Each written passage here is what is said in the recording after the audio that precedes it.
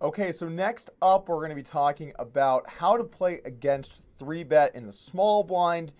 And before we jump into the ranges I'm going to give you and breaking down how you should play them, I want to talk a little bit about why we play the strategy that we do play and what's important. So, for starters, when you have a 4-bet range, it's important that your range has about 50 to 70% value as a default strategy.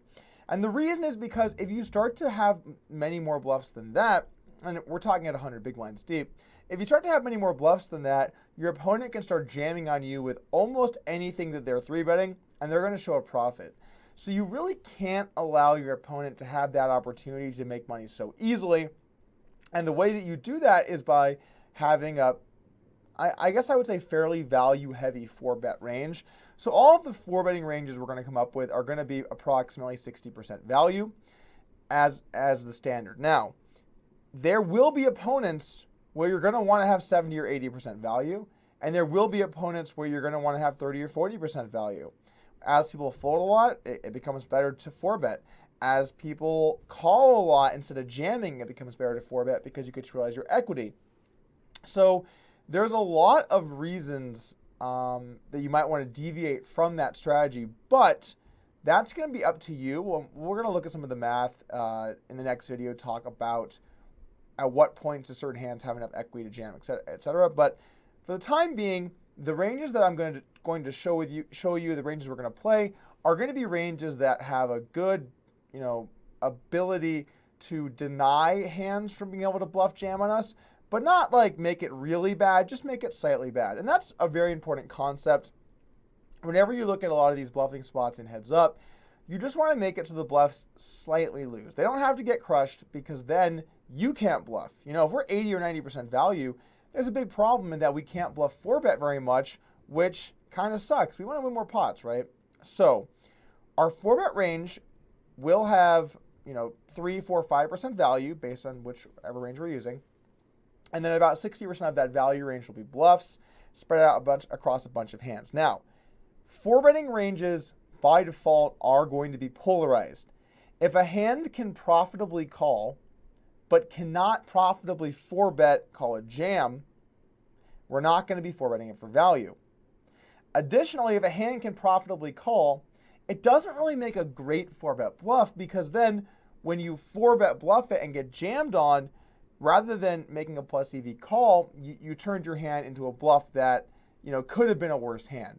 And that's actually a very common theme. All of these ranges, we try to bluff with hands that can't quite call. Those are always our bluffs. So we're going to have a very natural degree of polarization from our good hands and our bad hands in 4-bet pots. And everything in the middle is going to be are going to be calls. Now, I do want to say something specifically about trapping the big pairs pre-flop when you're facing a 3-bet. On average, the better play is to 4-bet because, especially with the way people play nowadays with their 3-betting strategies, they're generally not folding to a 4-bet. I think if you looked at Heads Up No Limit online, at least in the last couple of years, fold to 4-bet frequency is probably somewhere around 30%. Maybe 35%. There are definitely some guys that are a little higher. There's definitely some guys that are a little bit lower, but it's probably in that vicinity. So the way that I like to look at it is when I have aces or kings, you can play a pot that's going to be your bet size bigger 2/3 of the time, and the 1/3 of the time they just fold. It's not that bad because they lost their equity in the pot. So you're generally not going to want to slow play aces and kings. I would say never slow play queens, jacks, tens, or ace king. Those hands suffer a lot from allowing their opponent to realize equity, and there's a lot of boards that those hands are going to get dicey on. Now, if you do want to slow play aces or kings, I would say to do it a small percentage of the time, like maybe 25% for aces, 10% for kings, something like that, just so you can have those hands in your flat range. And this is going to be a point where we're definitely going to have to randomize our decisions because in 4-bet pots, because your value range is so specific, if you just pick a hand to bluff with, right? Like let's just say a pretty good bluff 4-bet hand in general is ace-5 off. If you just bluff 4-bet every time you have ace-5 off, that is 12 combinations of hands. That's as many combinations of aces and kings as you have. And given that we want to have about 60% value, that ace-5 off is like aces, kings, and queens for value, and then just ace-5 off as a bluff. But here's the problem with that strategy. If your opponent knows that you're doing that, it's very obvious what boards you hit. It's very obvious what boards you miss. And so you want to spread your bluffs out over more hands, rather than just picking one specific hand. Now, you can get pretty complex on these ranges. I'm going to be giving you a good solid range. You can make some small adjustments. If you want a little more variety, you can go for that. But just keep in mind that these 4-betting strategies are advanced enough to, I would say, be solid or even just downright good, all the way up to maybe the highest stakes. You want to maybe mix it up a little bit more. So basically the way it's going to work, the value hands that we're going to 4-bet are going to be almost always 100%. Aces or kings, you can have a small subset of calls. 10s, jacks, queens, ace, king are always 4-bets. Just get that out of the way right now. And then the slightly worse value bets, let's start off with 9s. 9s against tight 3-betters, I would just say to call. And same thing with ace, queens suited. I think both those hands are definitely winning calls.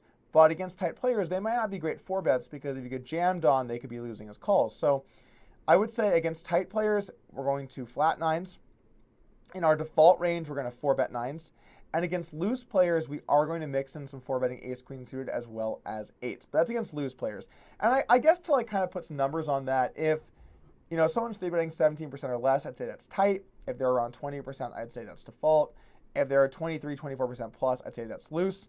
And of course, when it gets to the extremes, when you get to 25, 30% 3-bet, 7s become pretty good. Ace, queen off becomes pretty good. So definitely have that ability to go that far.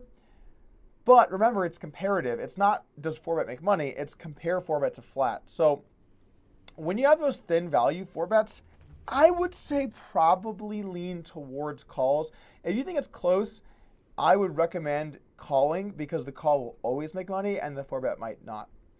So generally speaking, the value range isn't going to be split up too much. It's generally just going to be 4-betting. But the bluffs are going to be very spread out. And the way we're going to do this is every listed offsuit hand is going to be bluffed 25% of the time. So you're going to need to have a randomizer. You're going to have to find a way to do this. Every suited hand is going to be bluffed half the time. And, you can make it more complex. You could do a third here or half there, pick some hands you like more, do those more often.